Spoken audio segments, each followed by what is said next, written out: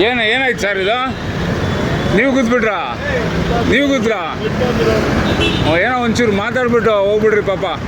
ಒಂದು ಮಾನವೀಯತೆಗೋಸ್ಕರ ಅಷ್ಟೇ ಸೈಡ್ಗೆ ಆಗ್ಬಿಟ್ಟು ಮಾತಾಡ್ಬಿಡಿ. ಏನಾಗಿಲ್ಲ, ಆರಾಮಾಗಿರಿ. ಇದು ನೀರಿದೆ ಸರ್. ಪಾಪ ಅಲ್ಲಿ ಒಂಚೂರು ಸರ್ ನೀರು ಹಾಕ್ಕೊಳ್ಳಿ ಒಂಚೂರು, ಹೇಳೋದು ಕೇಳಿ. ಕೈಗೆ ಇದಾಗುತ್ತೆ ಆಗ. ಬನ್ನಿ, ನೀರು ಹಾಕ್ಸ್ಕೊಡ್ತೀನಿ ಬನ್ನಿ. ಪಾಪ ಈಗಷ್ಟೇ ಇವತ್ತು ಆಗಿದ್ದಂಥದ್ದು. ಪಾಪ ಇವರು ಕಾಯ್ತಾ ಇದ್ದಾರೆ. ಕೈ